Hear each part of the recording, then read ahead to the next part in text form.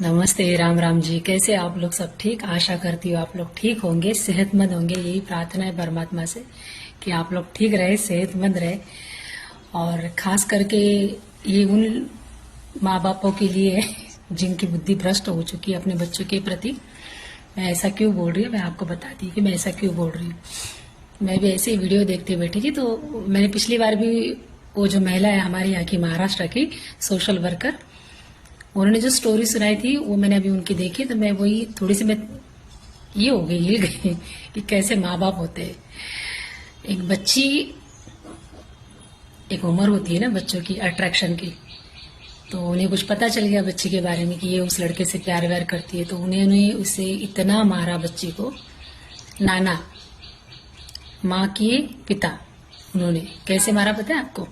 उसके private part में मिर्ची पाउडर डाली, यहाँ मिर्ची पाउडर डाली, यहाँ गला दबा दिया उसका, और फिर भी इतने जोर से गला दबाया उसका कि वो मर जाए शायद, इस तरह से उसका गला दबाया, क्योंकि वो शायद सुन नहीं रही थी बात, इसलिए। फिर उन्हें लगा कि ये नहीं हमारी बस की बात, तो उन्होंने उसकी माँ के पास उसे भेज दिया। जब माँ के पास भेजा तो माँ ने भी वही रिपीट किया होगा। फिर माँ ने अपनी बहन के पास ले गई। जिस आदमी ने मारा उसकी कोई औकात नहीं थी उस बच्चे को मारने की, उसका कोई ऐसा अस्तित्व नहीं था कि वो उस बच्चे पे उंगली उठाए। ऐसा मैं क्यों बोल रही हूँ, लास्ट में बताऊंगी आपको। इतना मारा उस बच्चे को, उसको पलीते से चटके दिए, मुंह में, पैरों में, हर जगह। आप समझ जाइए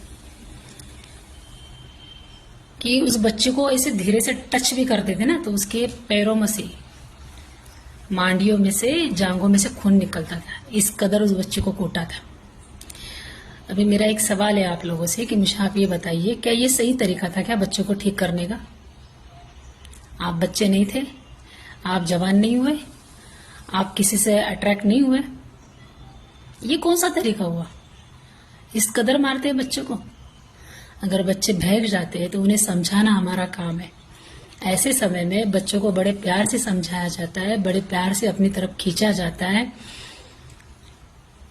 24 घंटा उन पे नजर रखनी होती है और हर चीज को उन्हें अपने तरीके से समझाना होता है।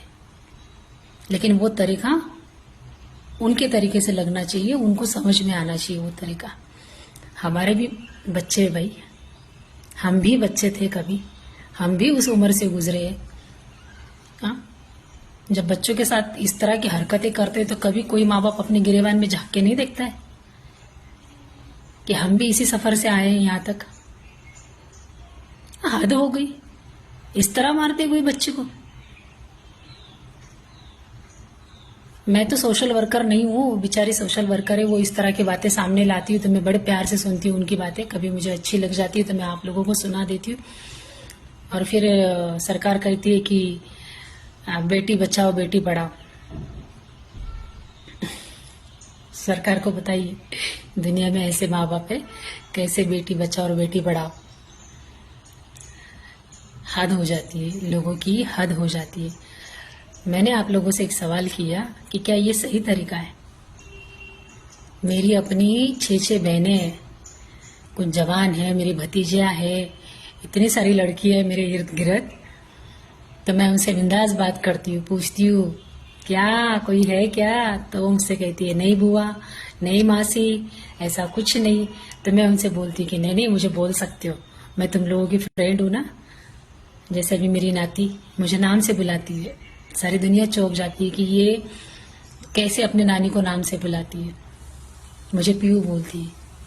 बच्चों के साथ बच्चा बनना बहुत जरूरी हो जाता है, तब जाके बच्चे आपको समझते और अपना मन खुला करके आपके सामने रखते। ये नहीं कि उसके बारे में अगर कुछ पता चला तो उसको बस कूटो। प्यार तो तुम करते नहीं बच्चों से। प्यार करने वाले माँ बाप इस तरह की हरकतें कभी नहीं करते। और मुझे लगता है ये जिन लोगों ने ये बच्चे के साथ हरकत की है ना, वो माँ बाप हो ही नहीं सकते। जानवर की कैटेगरी में तो मैं रख ही नहीं सकती उनको, क्योंकि जानवर इंसान से ज्यादा बुद्धिमान है। मेरे देखे में तो अभी तक यही आया है। फिर बाकी जिसके जैसे कर्म। इंसानों में मैंने ज्यादा जानवर देखे। ये जो परमात्मा ने बनाए वो जानवर नहीं, ये इनके अपने तैयार किए हुए जानवर होते हैं जो इस तरह की हरकतें करते हैं। कोई बुजुर्गों को मार रहा है, कोई बच्चों को मार रहा है, कोई रील बनाने के लिए बच्चों को लातों से ढकेल रहा है। मतलब हद हो गई, दुनिया कहाँ जा रही है। मैं तो सोच रही हूँ ना कभी कभी कि हे परमात्मा, ये जो बर्तन है ना, बर्तन, इसको ऐसा कर दे, ना कोई बचेगा ना कोई रोने वाला रहेगा पीछे। रोने वाला भी इसलिए नहीं रोता है कि वो गया, वो इसलिए रोता है कि मेरा क्या होगा। अपने लिए रोता है। आप देखना कभी भी किसी के मौत पे जाए ना तो देखना कि मेरा क्या होगा, यही बोल के चिल्लाते हैं। वो गया, उसके लिए कोई नहीं चिल्ला रहा होता है। ये हकीकत है दुनिया की कि ये झंझट मारी खत्म हो गई। उसको भी शर्म आती होगी कि मैंने क्या किया, क्या बनाया। सच में आती होगी, मुझे ऐसा लगता है। और पछताता होगा वो हर सांसों के साथ कि मैंने ये क्या बनाया। बाकी सब तो ठीक है, लेकिन ये जो इंसान वाली चीज बनाई ना उसने, बहुत गलत बने, ऐसा उसे भी लगता होगा, है ना।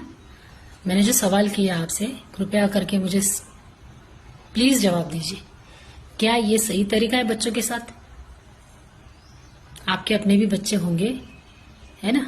अब मेरी वीडियो देखते वो बच्चे तो देखते नहीं होंगे, मेरे जैसे उम्र के वाले या तो मुझसे बड़े वो देखते होंगे, है ना। तो आप भी बताइए, आपका अनुभव तो होगा ना जिंदगी का। किसी की सुनाई बातों पे ध्यान नहीं देने। आप अपने आप का अनुभव जो है ना, बचपन से लेके अब तक का, इस उम्र तक का, वो मुझे जरूर बताइए कि क्या आपने जिंदगी में